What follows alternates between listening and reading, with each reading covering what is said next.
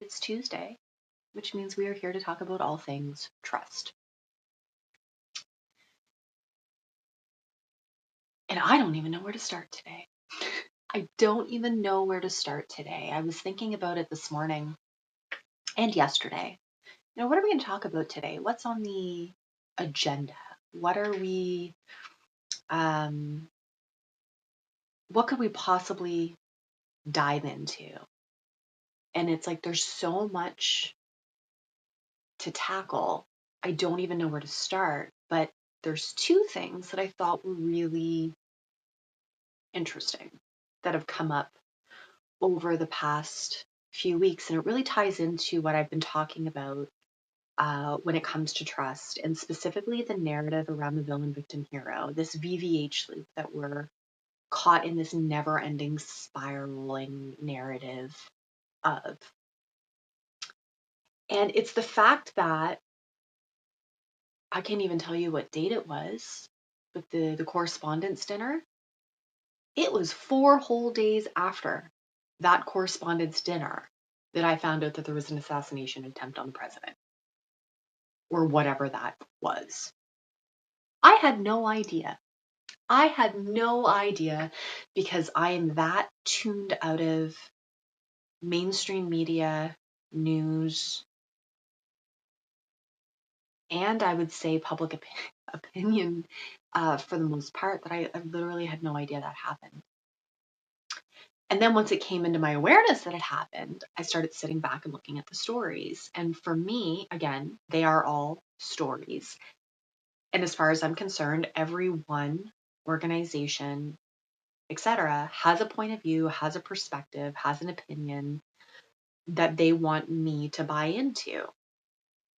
So this is where the VVH comes in. This is where the villain, victim, hero loop really starts to show itself, because this is where you begin to see through narrative structure who's being positioned as the villain, who's being positioned as the victim, and who is being positioned as the hero. And the who could be an institution, it could be a belief, it could be an individual, it could be a myriad of things. But those three usually need to be satisfied in one way, shape, or form for a story to carry, because that is the ingrained narrative we have been fed for millennia. Or not, because we don't know. Honestly, we really don't know. We say that we look at history and we say that we read the ancient texts and we read. Everything's been changed. Everything's been changed. You only ever know what is right in front of you. Ever. The only thing that can ever be true is what is right in front of you right now, this moment, this second of this day. That is verifiably the only thing that is true and correct for you right now. But we spend all of our time ruminating and machinating and inquiring and conversing on all of these things and these possibilities that are floating around in the ether and in the universe. And we don't ever know if they're true or not. We don't know what story we're feeding. We don't know what narrative we're feeding. And a lot of this comes down to the fact that inside of the villain, victim, hero loop, you're spending so much time trying to fulfill one of those particular requirements, those buckets, that what you don't actually do is take a moment, take a beat, take a deep breath, step back, and actually witness what is happening. To be the witness isn't just a capacity that you learn how to stand in, and a role that you learn how to perform. It's a function, and it's a very important function that our society is desperately in need of right now. And so when we're looking at the news, when we're looking at the media, when we're looking at anything that's being brought to you, where someone's saying, hey, I want you to believe me, trust me, trust that what I'm telling you is true, trust that what I'm telling you is accurate, believe what I'm saying, trust me. That is 100% your invitation to step into the capacity and the function of the witness so that you can stand back and objectively observe and witness what is being told to you instead of absorbing it emotionally, psychologically, mentally, ultimately physically, right? Can you learn to observe and not absorb everything that's happening around you? That's like superpower number one. Because the moment you can do that and you stop getting mired down with the heaviness of everything that's circulating around you, a fog starts to lift. There's a clarity that comes with that. That's really, really, really important. But you can't even see that there's a fog until you understand that there's a narrative structure. And that narrative structure isn't left or right, right or wrong, us versus them, whatever that means. It's none of that. Because the first story ever told is the one that you tell yourself. And it's the stories that you tell yourself that become the stories that you tell the world. And it becomes the stories that the world is able to tell you through the lens and perception and perspective that you're carrying. Your perception is very, very important. How you perceive the world around you is your truth. That's your reality. And your perception comes from what you've experienced in this world, what you've learned, what you've witnessed with your own two eyes. But the problem is we witness all day through, these screens that I'm talking to you through. You're witnessing me right now through this screen. But you're not in proximity to me. You're not in the room with me. And that has blurred our perception a lot, right? It's made it a lot harder for us to trust our perception because we're getting inundated with all of these worldviews and perspectives from people whose were shaped by the experiences that they live, which are not necessarily in your geographical area, are not necessarily aligned with the socioeconomic reality that you know. There's so many things, and then we take it as gospel and we run with it and we create a new narrative around it, and so the story goes. But that only happens when you fall into the villain victim hero loop. It doesn't really happen when you stand in the position of the witness. It's like everything becomes like interesting. It's like, oh, that's interesting. Oh, that's odd. I wonder if there's more to that. I wonder if there's something that I'm not seeing. Does this person have a track record of being honest? Do they have a track record of being trustworthy? Is this a cycle repeating that I've seen before, but dressed in new language? And usually it's yes, yes, yes, yes, and yes. Because we haven't, not only are we not conditioned and have we not trained ourselves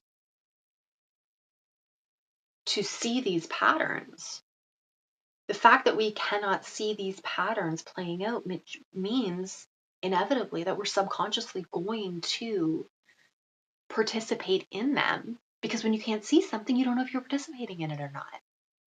That's what becomes so interesting as you start to challenge your perception and what you believe to be true, and whether or not your perception aligns with the reality that you're actually experiencing. It's really trippy when you start getting into the world of perception architecture and really going, can I construct my reality? And is the reality that I'm living even true? And it starts again with getting to the root of whether or not the narratives, the plots, the stories that you're telling yourself contain a villain, victim, and hero. And it's okay if they do.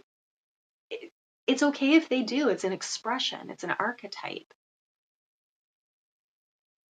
But if you can't spot it, it's usually because you're in it somewhere, which means you haven't taken a few steps back or stepped back far enough to go, well, who am I playing in this?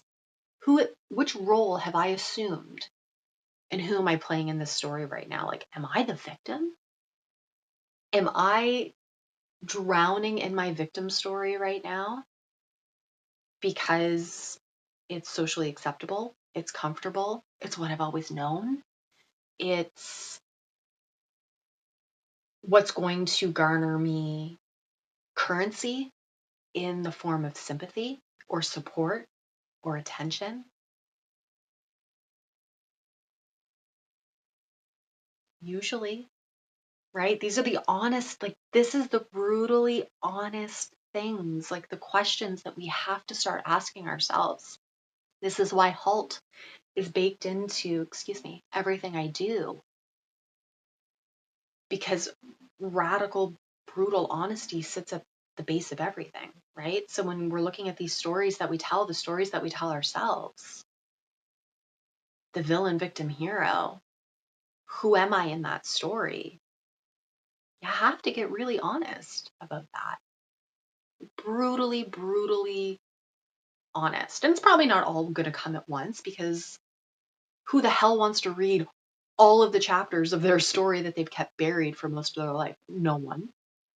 It's not going to all happen at once, but you are going to slowly start to layer through it. You're going to slowly start to have hard realizations and hard conversations with yourself about who you've been, why you've been that person, the road you've walked, the things you've experienced, the life you've lived, the origin you come from, what they've experienced, what they've lived, how that's contributed to the environments and the beliefs and the perceptions and the perspectives that have raised you, that have created your family unit, your relational centers. It's all there. It's a lot. You're getting into like full-time epigenetic archaeology at that point, if you want to start really digging into the essence of who you are and where you really come from. But as I've said in other lives, and as I've said a lot in conversations that I am having on a regular basis, you are the only common denominator of your life. Whatever you are not changing, you are choosing. And if nothing changes, nothing changes. And so, again, back to the VVH loop, if you're constantly in story with yourself, with the world, with the people closest to you, where you're in these narrative loops, where someone must be the victim, someone must be the villain, someone must be the hero, and you're not actively aware and witnessing how you're triangulating that story, you are probably unconsciously fulfilling one of those roles. So just be aware of it. And quite frankly, after that awareness creeps in, there's really not that much else to do. And that's where the observer effect gets really interesting, right? Because in the observer effect, whatever you observe fundamentally changes. Just simply by observing something, it will fundamentally change. Great. So you've observed your thoughts and they're going to start to change. You're now observing the fact that you're telling stories where there's a villain, victim, and hero. You're naturally going to start shifting those stories a little bit. There's going to be a slight micro adjustment because now you've seen something that you can no longer unsee. You've heard something that you can no longer unhear. You're now starting to hear and recognize and identify stories that you're telling about yourself that you didn't realize you were telling.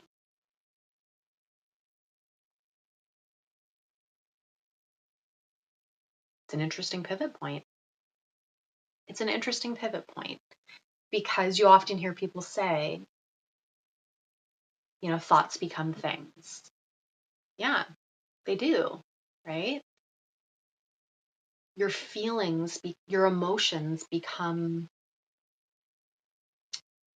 thoughts, and the thoughts become your words, and your words become your actions.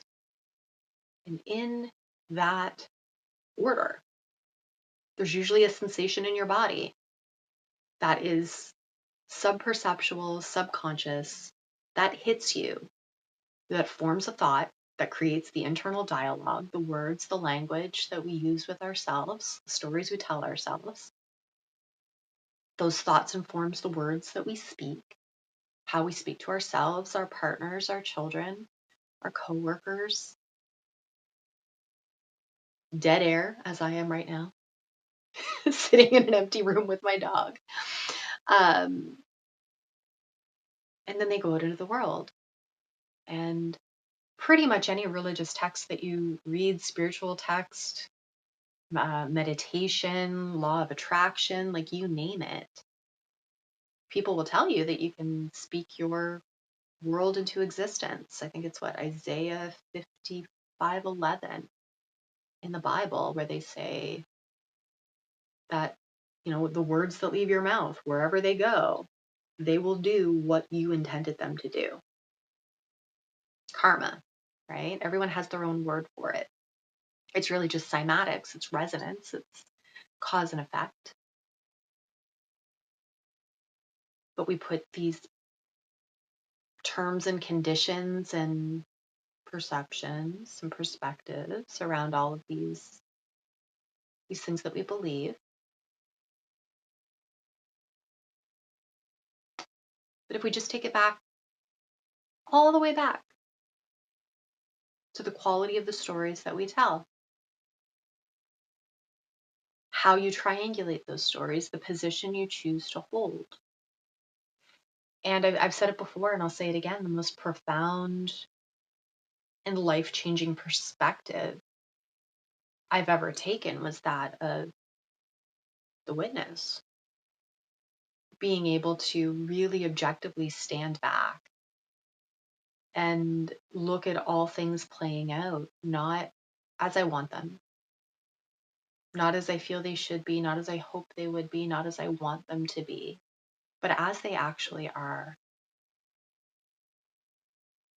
And it creates a really different relationship between you and the rest of the world and the stories that you're being told when you can take that detached approach. Like, this is like next level detachment when you can sit down and really be this honest about what's happening, and what you're witnessing around you. And in my experience, when you start doing that, people will think that you're, I don't want to use the word crazy because it's a little bit of a catch-all term. But people will think that you're not grounded. They will think that you're not rooted in reality. They will think that you're not paying attention to what's happening. As I said at the beginning, I opened this by saying it took me a whole 4, maybe 5 days to realize that at the recent White House Correspondents' Dinner, there was another potential assassin. Like, I don't know what's happening. I don't. But yet, I could pick up the phone in 3 hours and call into my local radio station and have a really comprehensive and intelligent conversation about something that's happening right now. Because I don't need someone else to tell me those stories. I don't need their VVH ridden looping stories to tell me what's happening. I can look at a headline in the news and then go to the government agency or department that may be entangled in this particular event, go look through their press releases, go look at their mandates, go look at all of the things that govern their spaces, look at the employee. Like, there's so many things that I can do to keep myself informed about what's actually happening. other than the propagandist views that we're being fed all the time, because again, it's for your perception. Attention is currency. It is your most valuable currency besides trust. Whoever gets it right now wins. That the attention to me right now is, and this is a hot take, but attention is like the arms race that we're in. It's been the arms race that we're in. The war for your attention is the most profitable war that exists in humanity right now, as far as I'm concerned. And it's the war for which all other wars are fought. Because without your time, attention, and energy, participation, aka when I say participation, I am talking strictly time, attention, and energy. Without your participation, none of those other wars exist. Like at all. They just don't. They just don't. And so, and I say they don't, people are like, oh, that's really easy to say, Nicole. It's like, no, like, let's literally think about this. If you're not participating in every single layer, every single facet, every single mechanic of war, how does it happen? And this is like a serious question. It's not me being smart. It's not me being flippant. If you don't have people working in the manufacturing facilities that make the artillery, that if you don't have people signing up, sure, we might have drafts. Like, I'm really trying to think this through step by step. If people didn't participate, what would this world look like? And your participation is controlled by what you're paying attention to. And whoever can get and hold your attention wins that war. And what are they telling you you have to do? Through what story? And the only way you can be hooked into something with your attention is to be told a really good story. And it's a story where either the villain, victim, or hero appeals to you. Don't be that person. Don't be the person who identifies with one of those archetypes. Don't get hooked into the narrative. And I'm using the word hook because as I go down this YouTube rabbit hole, looking at social media, looking at content creation, which all of it feels icky to me, which is why I sit really awkward on these live videos. Everyone's talking about hooks. What's that 3-second hook? What's that 5-word hook? Hook, hook, hook. How do you hook attention? I don't know. I'm kind of a fan of catch and release. Like, I'd rather not be hooked, right? I'd rather not be hooked. But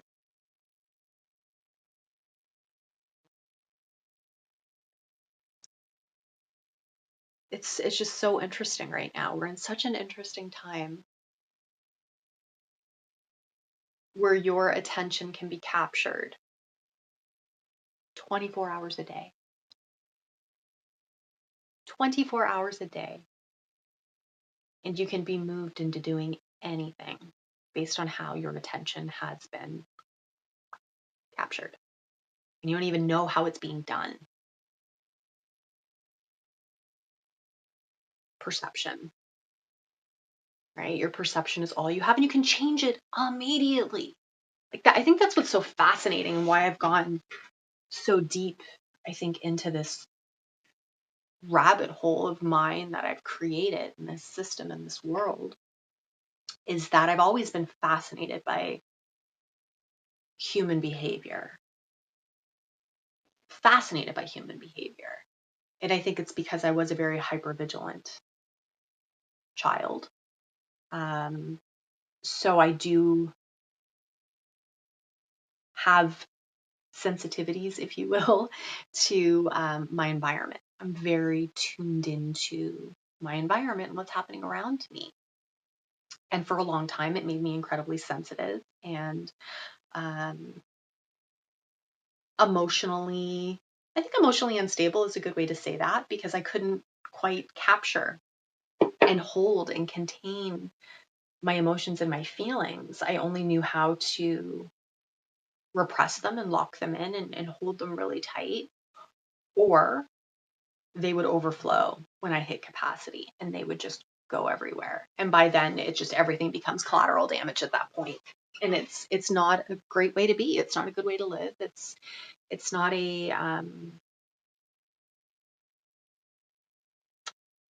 it's not a healthy way to be in a relationship with yourself or with the rest of the world.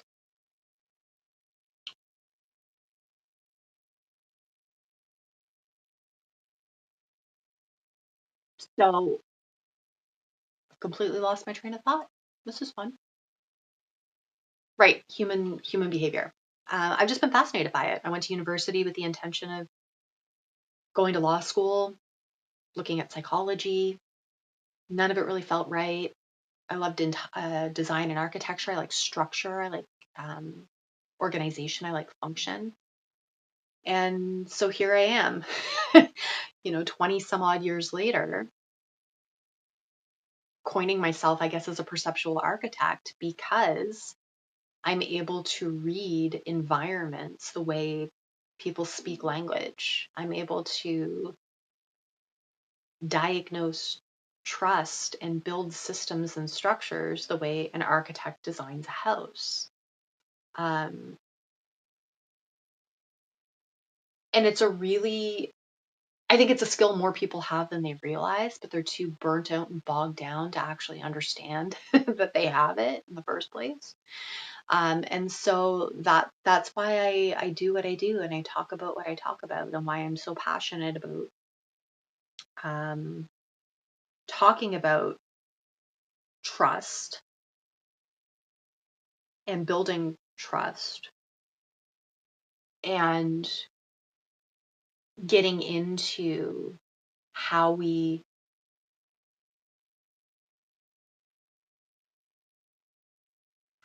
actually shape our perception because we're doing it subconsciously all the time anyway. So why not make it conscious? That's like a famous Carl Jung quote about making the unconscious conscious. I wish I could remember it right now and I can't. Anyway, you can let me know in comments. But your superpower is in being able to do that. So yeah, the VVH. Can you spot it? Can you see it? How are you participating in it? Where is it appearing for you? Can you take one little thing today, one story that you've heard, one story that you're telling yourself, where perhaps you are making yourself the victim, the villain, or the hero, and just step out of it for a minute. Step out of it for a minute, put on the hat of the witness, put on the lens, and ask if it can show you something different. Can it show you something different? Maybe you're not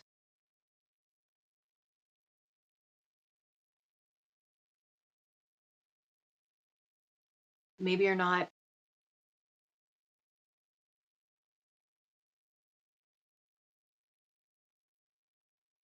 as bad as other people have made you out to be, right? We tend to internalize a lot of stories about how other people perceive us, about our shortcomings, our perceived shortcomings. Actually, wind this back a second. Welcome to my brain. It's running scattershot 100% of the time. It does not run a linear conversation. But something that comes up a lot for me is a quote I think I originally heard from Marianne Williamson. It probably came from A Course in Miracles. And the quote is that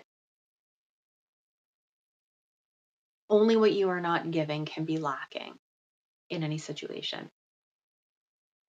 Only what you are not giving can be lacking in any situation. And that's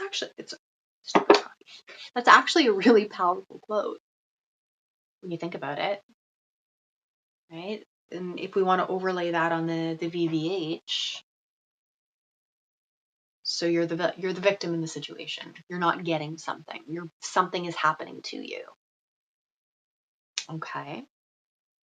Well, what are you or are you not doing that could potentially prevent that? Just one question. Maybe you think you're swooping in to save the day for something or someone. Are you really? What are you doing or not doing? Is that actually a benefit to that person?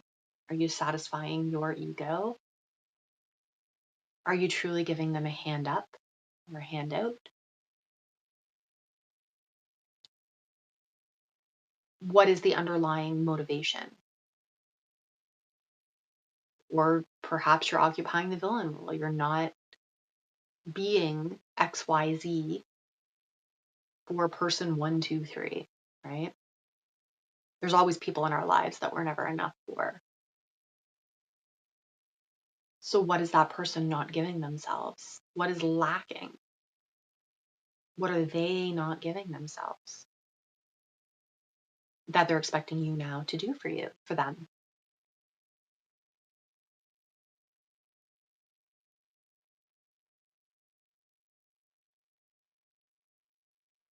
It feels so simple, right? It feels so simple to sit here and have these conversations with yourself. It's like such a simple question to ask, but like in terms of what it can change in your life fundamentally. We bog ourselves down with so much responsibility and so much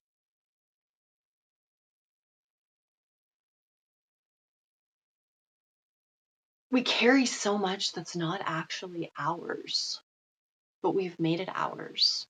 We've taken on responsibility for it, accountability for it. You know, if I don't do it, someone else won't.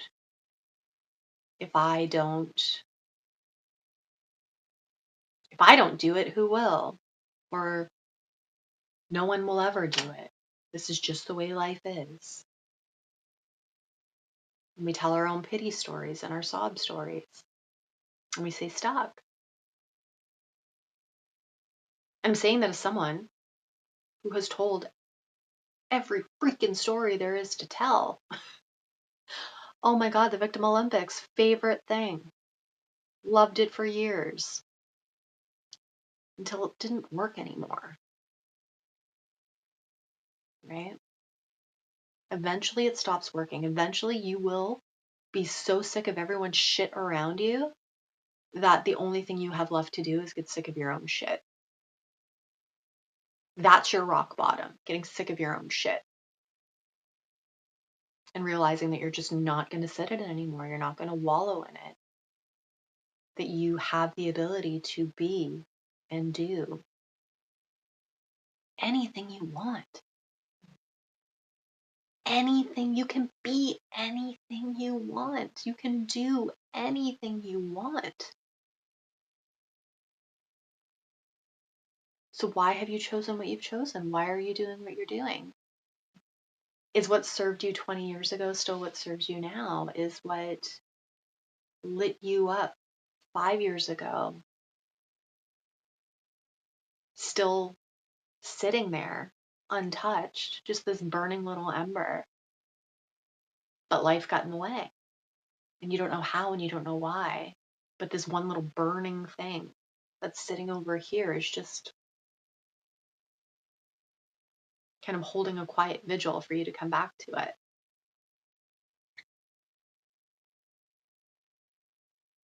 To get really honest about the stories we tell ourselves and why we don't do the things that we do. Like the things that we don't do, the things that we leave unaccomplished, hold the largest VVH stories around them. Because we will make everyone, everything responsible for why we're not doing what truly lights our heart up.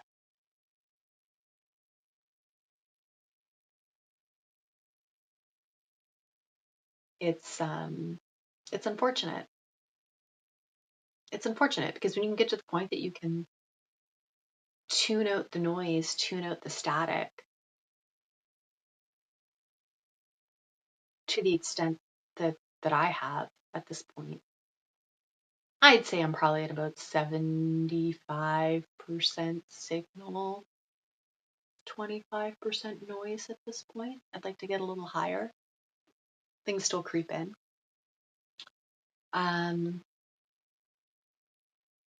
But you realize how much time you spent just telling yourself the worst stories you could possibly say about you. Like, my God, you would never, you would never want to hire or be in a relationship with or go on adventures with the person you tell yourself you are most of the time. And I'd like to think that this is kind of like a one-off case or an anomaly, but it's not. I think a lot of people suffer and struggle through this. I know I have over the years. And social media culture doesn't make it easier when you get to compare your life to the edited, curated, filtered, highly edited and selected lives of other people. I think that's why I, aside from the fact I absolutely hate video editing, I'm choosing just to be weird and wacky on live videos because love me or hate me, take me or leave me. I mean, this is where I'm at right now. This is it. It's pretty basic. But I do think that these conversations are really, really, really important to start having because I think these are part of the thoughts that a lot of people have. I think it's part of the syndrome of burnout that I'm reading a lot about right now, where people have a fatigue they cannot overcome, an exhaustion that sleep cannot fix. They have an emptiness they can't seem to buy their way out of. An incessant need for information or certainty that they cannot access. It's what I've coined as collapse awareness fatigue, which is not quite a burnout. I think it was last May I wrote an article on it. It's quite popular. I did a couple interviews on it actually.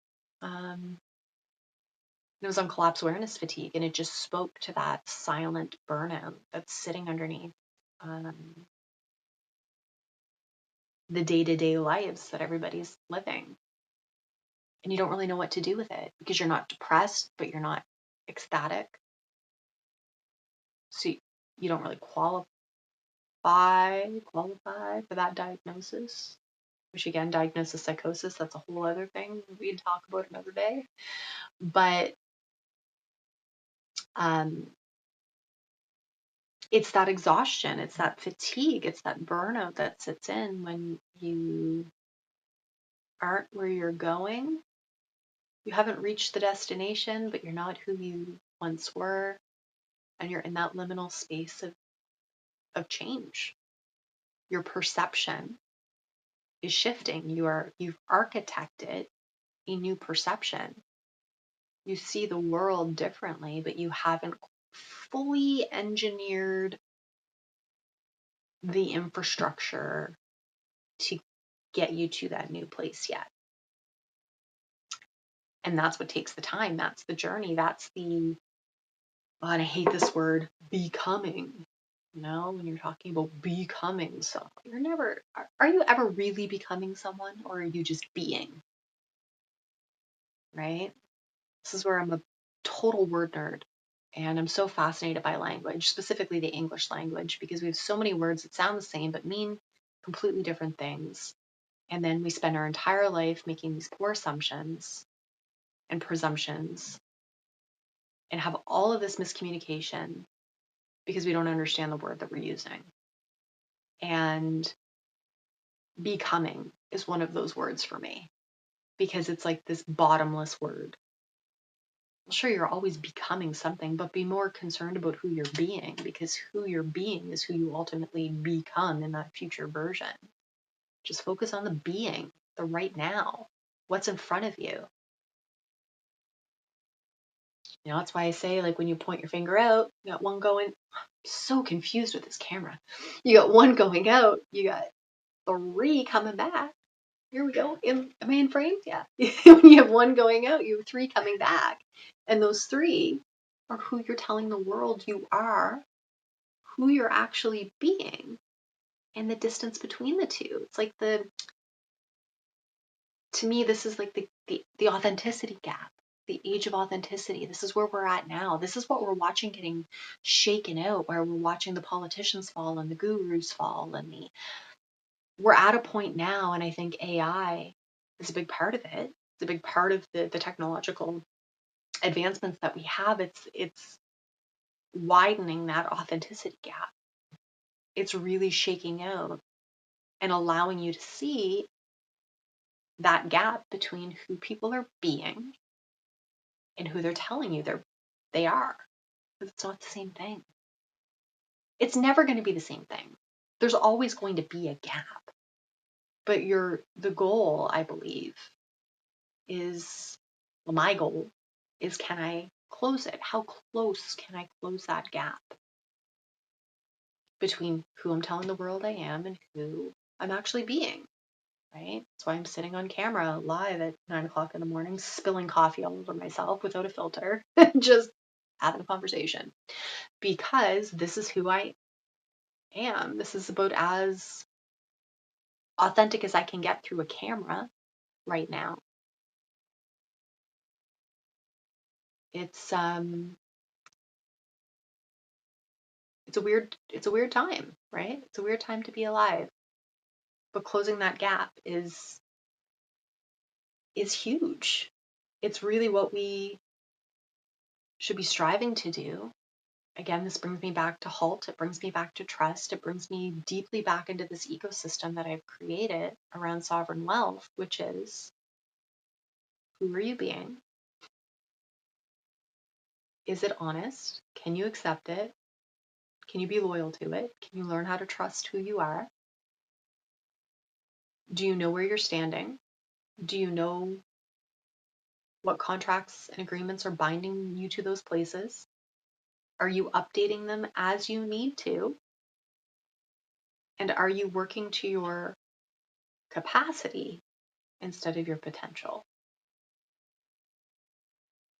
Because you can have all the potential in the world, but if you don't have the capacity to realize it and sustain it and maintain it, you're going to burn out. Burnout's it's not some unknown variable. It's like, you know what it is when you wind it back. Like, you can look at the mechanics of burnout. It's a formula.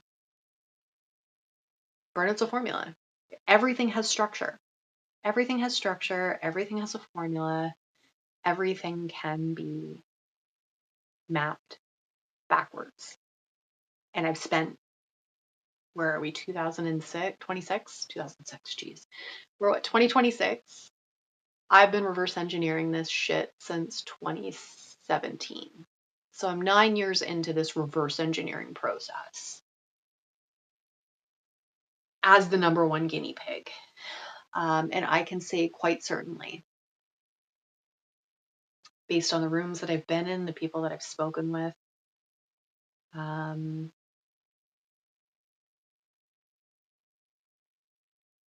I've sat at tables and been in rooms with multiple billionaires and people with 10, 11 figures.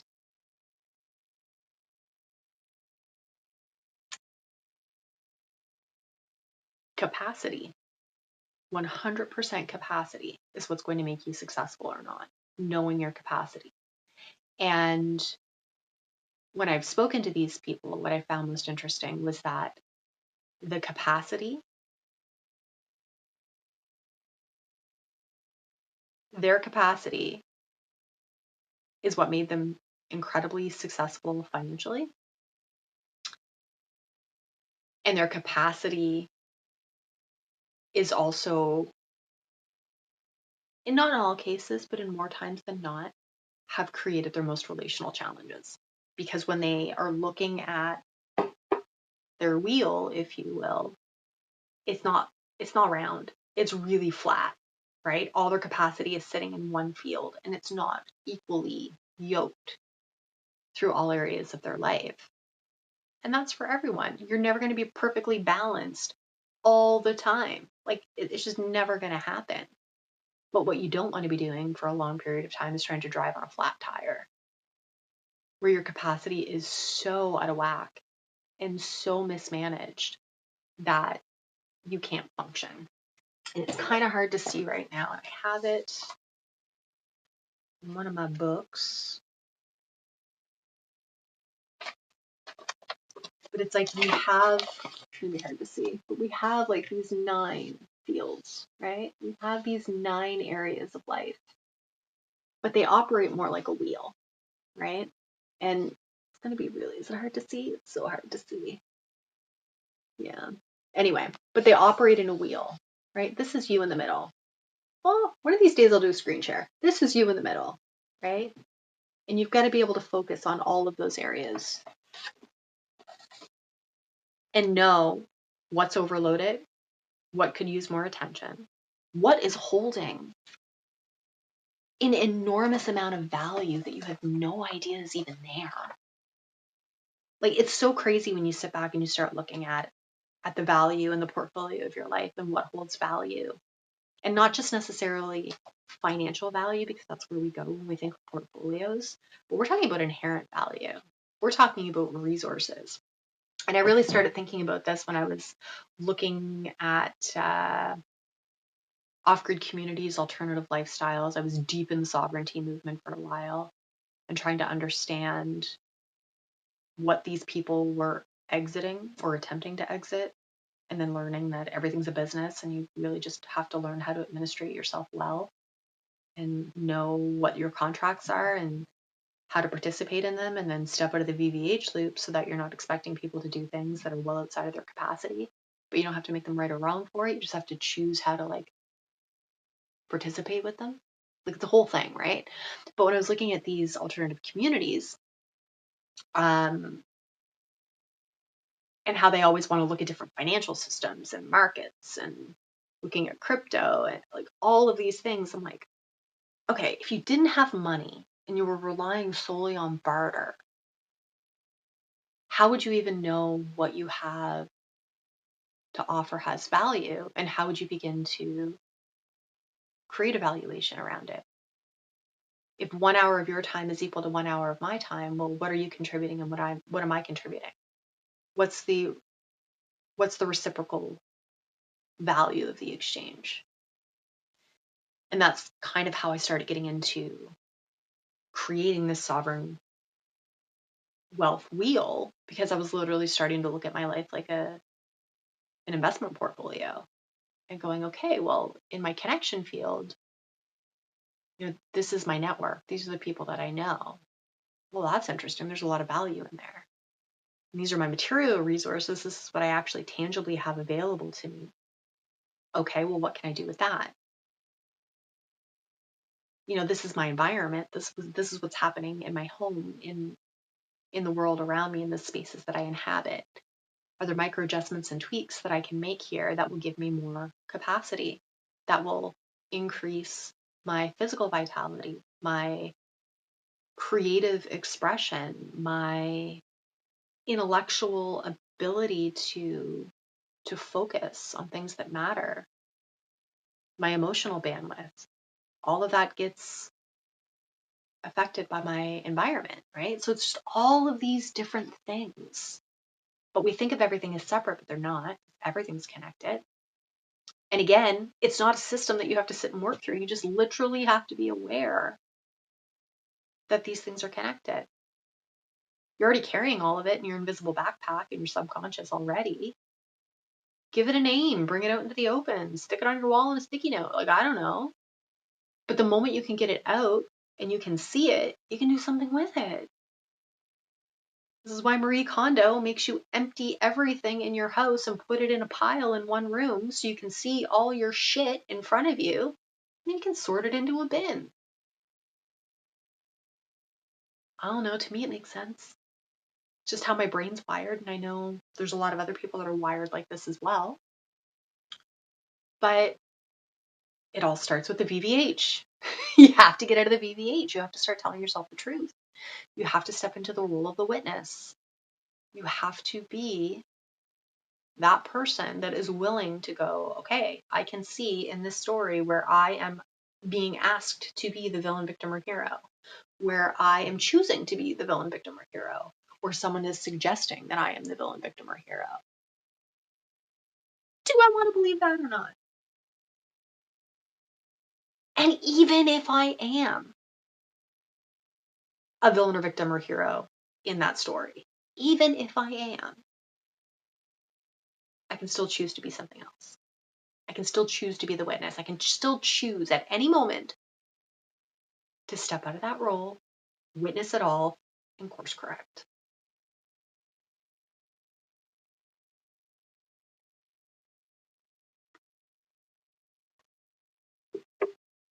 I don't know, call me crazy. I really don't think that we are that far off from a more equitable and peaceful world. I really, really don't. But my God, people are making it difficult. They're making it so hard by telling these crazy outlandish stories because they want attention, not because it's true, not because it's honest, not because it's what's actually best for humanity.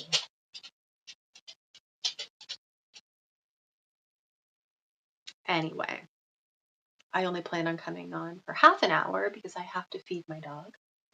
But here we are an hour later. And so thank y'all for being here. I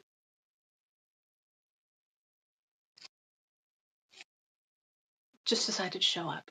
It's hard. This visibility is hard for me. Getting in front of a camera is hard. Committing to do this weekly is hard. This is not my natural habitat. So thank you for sticking it out with me. Thanks for hanging out. I've spilled coffee probably 5 times all over me today. But I think it's just going to be one of those days. But anyway, happy Tuesday. I hope you have a beautiful rest of your week.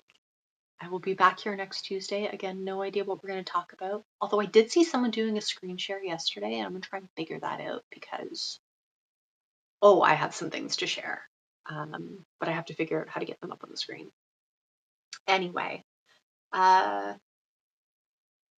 happy Tuesday. And I'll see you same time, same place, same channel next week.